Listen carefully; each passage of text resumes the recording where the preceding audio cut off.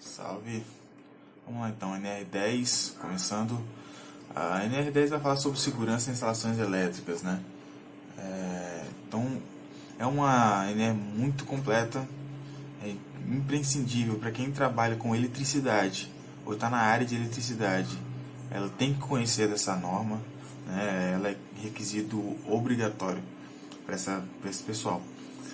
Mas para quem não está nessa área, também é muito importante alguns itens principalmente, né? Se você tem algum serviço de alta tensão na sua empresa ou contato com isso, alguém que faça esse trabalho, então essa pessoa que faça isso ele tem que ter o treinamento de NR número 10. E aí na NR10 ela fala quais são os requisitos para treinamentos, né? Ela tem o tempo, né, que tem que ser feito, o tempo gasto e também o período que tem que ser refeito, né, ou qual momento, né? Por exemplo, se o rapaz fez um treinamento de NR número 10, ele vai fazer um treinamento completo e quando ele for fazer um próximo treinamento, ele vai fazer um treinamento diferenciado, né, de menos horas. E quando é que ele tem que fazer isso? Basicamente a NR fala que sempre quando houver alguma alteração de trabalho, por exemplo, né, ou alguma mudança de tensão. Então isso é importante. E para nós que não trabalhamos e não temos contato com altas tensões, também tem a parte do item 10.2.4, que ela fala sobre instalações, empresas que têm carga instalada superior a 75 kW, né? Então isso é muito importante, que ela fala que tem que ter um prontuário com várias informações. Então para a gente, mesmo que você não tenha contato com altas tensões, né? E a NR fala também o que é alta tensão, o que é baixa tensão. Então é importante demais. Essa NR é muito completa, né? Chega a ser até complicado de estudar ela. Ela é bem grande, mas é importantíssima, né? Beleza, NR número 11, ela fala sobre transporte, movimentação, armazenagem e manuseio de materiais. Então, ela basicamente vai dar as diretrizes mínimas para transportes de carga, né? Principalmente e mais importante para cargas com auxílio de algum equipamento, né? Seja ele motorizado ou manual, né? Então, qual o jeito correto, né? É uma NR bem pequena, até não tão muito extensa, né? E ela fala sobre algumas questões sobre o ideal de ter uma movimentação de carga, né? Como deve ser feito. E muito importante o anexo 1 dela, que fala sobre a movimentação de carga e manuseio de rochas ornamentais. Isso é muito importante para essas áreas, né? É uma área muito grande no Brasil, então é importante demais que as pessoas que tenham contato com essa área estudem SNR com afinco, né? Hoje em dia a movimentação de carga ela é muito comum, né, em empresas. Hoje em dia é muito fácil, né? Então operações com empilhadeiras e outras coisas mais, né? Ponte rolante, pórticos. Então ela não tem tanta especificidade, ela não é tão específica, mas ela dá umas diretrizes importantes, principalmente a identificação de quem faz essa movimentação, né? Os empilhadeiristas têm que ter identificação, treinamento e assim vai, né? É importante.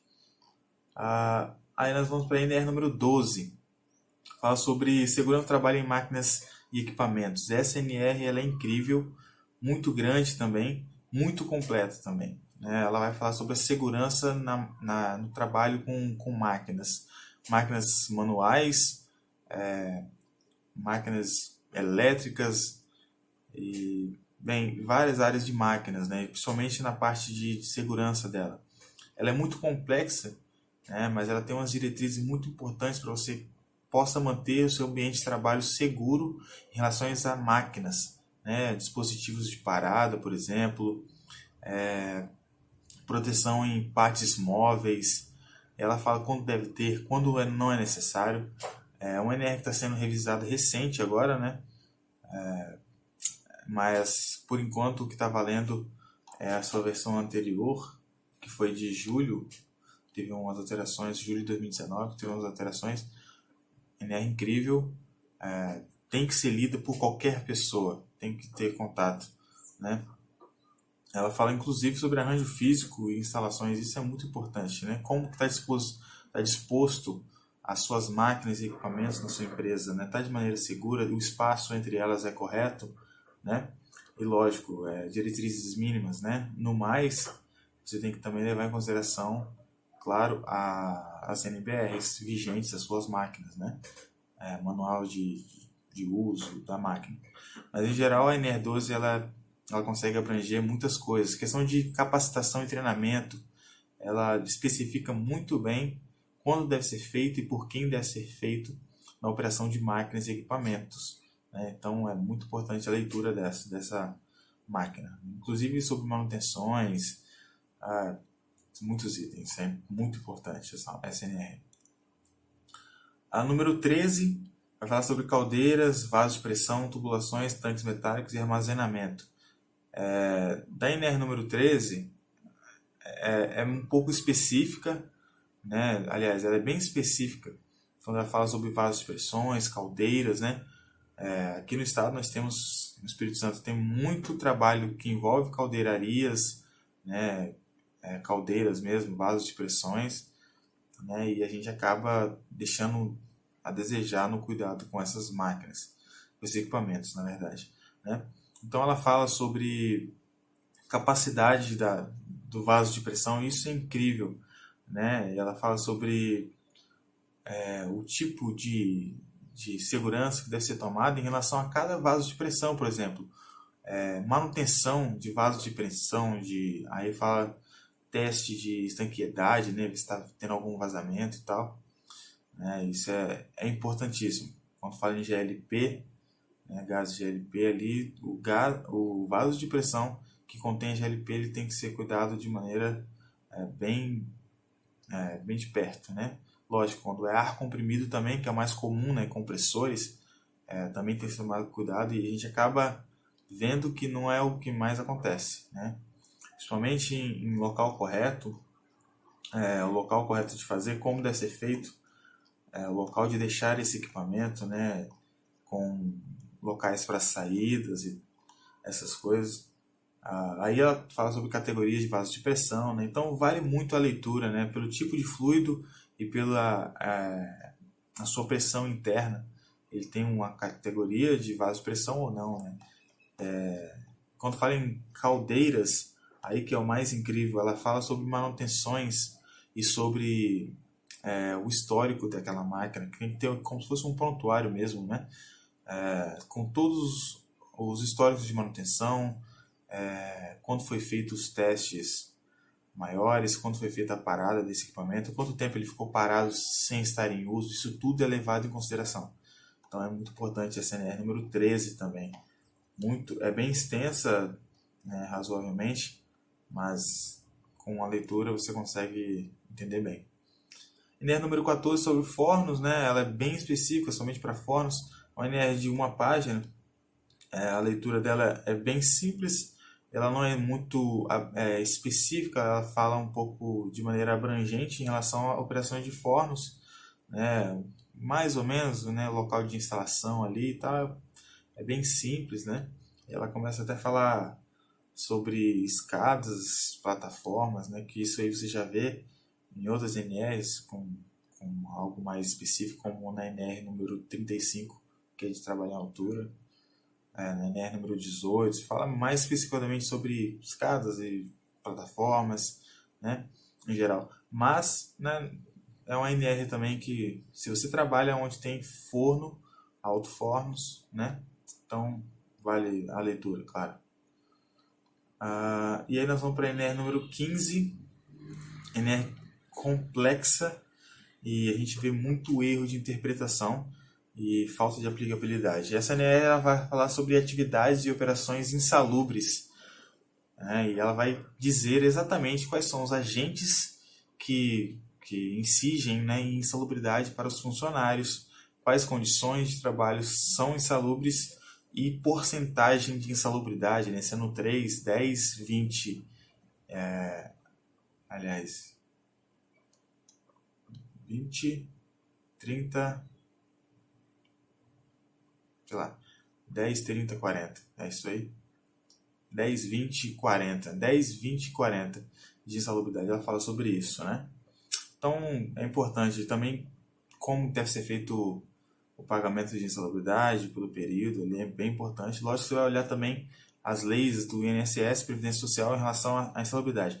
Mas no caso da NR número 15, é muito importante você analisar os anexos dela.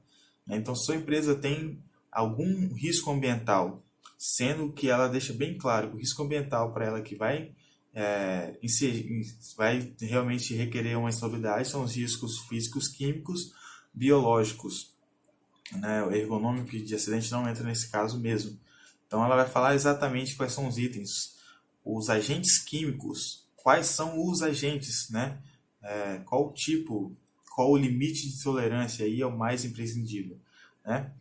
Qual o limite de tolerância desde que ele seja medido e tem que ser medido, né? Então é importante. Calor tem que ser medido, calor interno e externo, né? Lógico, ela está sofrendo uma alteração, aliás, está sendo revisada, mas por enquanto o que está vigente é essa modificação que foi feita em dezembro de 2019, que foi uma alteração pequena, né? Em geral ela não teve tantas alterações, mas é uma NR que ela tem que ser analisada por todos os profissionais de segurança do trabalho, e se você quer ser um engenheiro de trabalho, engenheiro de segurança do trabalho, futuramente você tem que conhecer essa NR profundamente, eu diria, tá? Principalmente na sua área de atuação. Se a sua área tem agentes químicos, você tem que analisar esses agentes químicos aqui. Toda área basicamente tem ruído, então você tem que analisar esse SNR aqui também. Calor, vai falar sobre a parte de radiações ionizantes e não ionizantes, tá? Então é muito importante. Condições hiperbáricas também, né? Então ela fala sobre isso também. Vibração, frio, riscos físicos em geral, né? Riscos biológicos é muito importante. E acontece muito de empresas sofrerem processos de insalubridade por não analisar o risco biológico, né? Pelo contato, né? A sua porcentagem de insalubridade, né? Que no caso é médio, então é 20%. Então é isso. E aí, por fim, a NR número 16 vai falar sobre atividades e operações perigosas, né? Aí aqui a gente está falando sobre periculosidade. Ela vai trazer esse termo para a gente, né? Periculosidade, que ela tem um adicional de 30%, né? E lógico, fazendo um paralelo entre insalubridade e periculosidade, você, trabalhador, só pode receber um dos dois benefícios, né? Porque isso nem é um benefício, isso é uma compensação pelo risco à sua vida e saúde, né? Mas o importante também é que ela fala, o adicional de periculosidade vai ser em cima do seu salário, 30% em cima do seu salário, né? Registrado em CLT.